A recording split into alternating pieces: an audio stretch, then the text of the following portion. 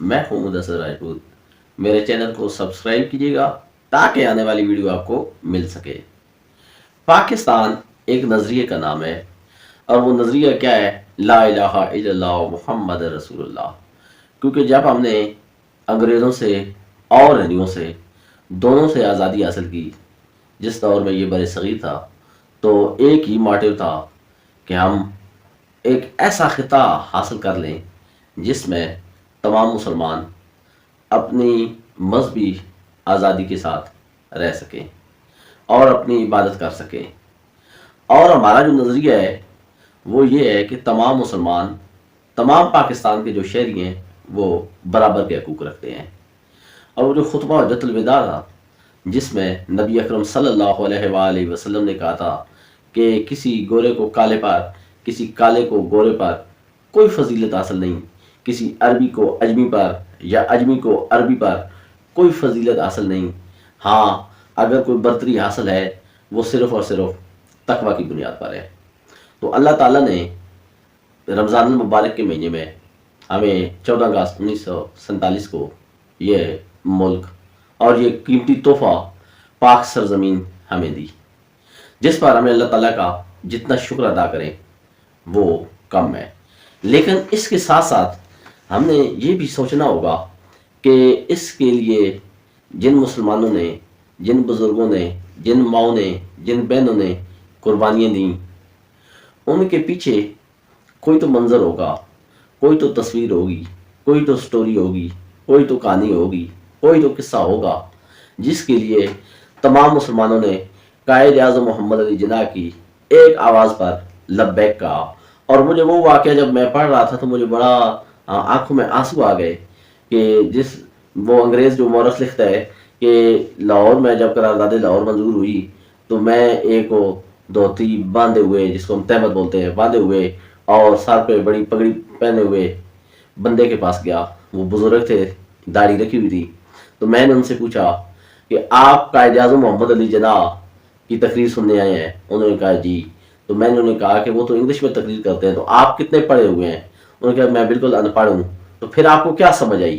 انہوں نے کہا مجھے اتنا پتا ہے کہ قائد اعظم محمد علی جناح جو کہہ رہے ہیں وہ بالکل ٹھیک کہہ رہے ہیں اور ہم ان کی آواز پر لبیک کہنے کے لیے آئے ہیں.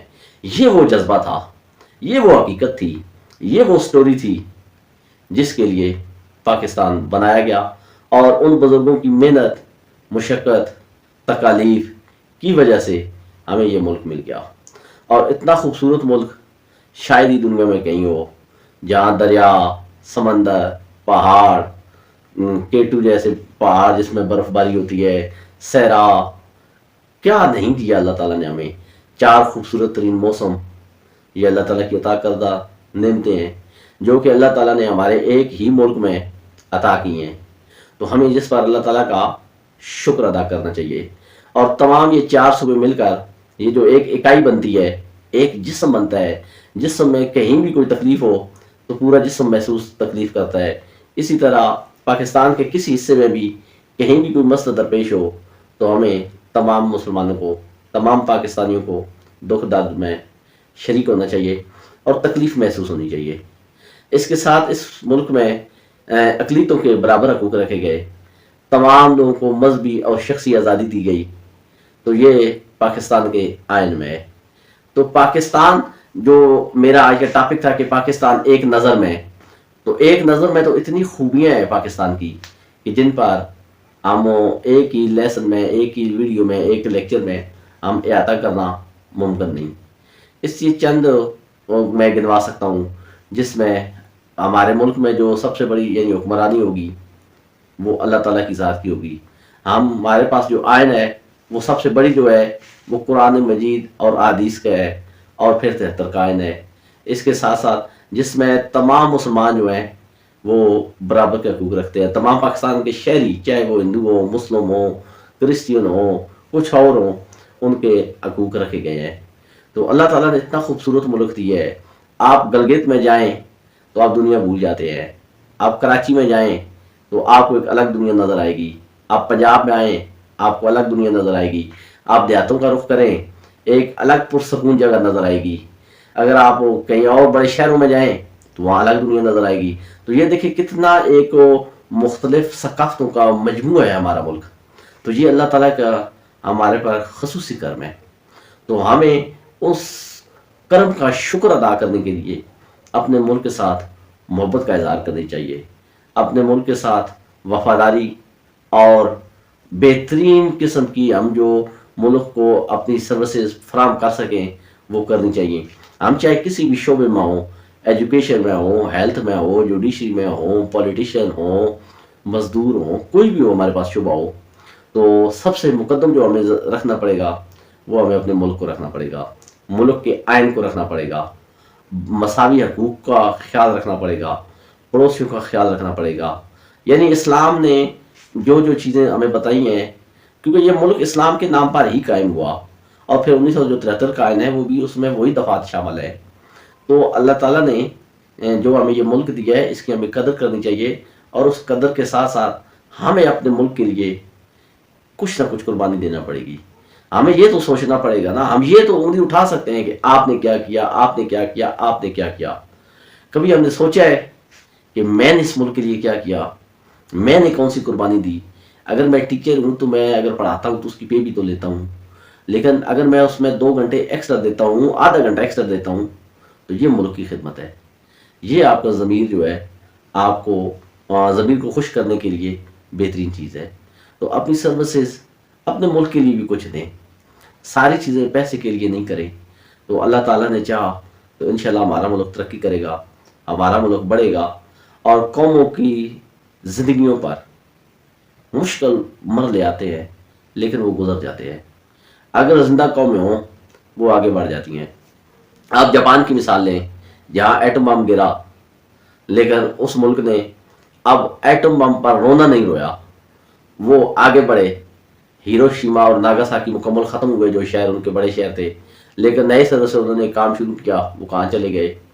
जनूबी कोरिया, शुमाली कोरिया, जनूबी कोरिया किधर चला गया, मलेशिया देखें किधर चला गया, चीन जिसकी आबादी ज़्यादा से ज़्यादा मतलब आज भी दुनिया में सबसे ज़्यादा कोई बड़ी आबादी का मुल्क है तो वो चाइना है, और उसके 1949 में वो आज़ाद हुआ।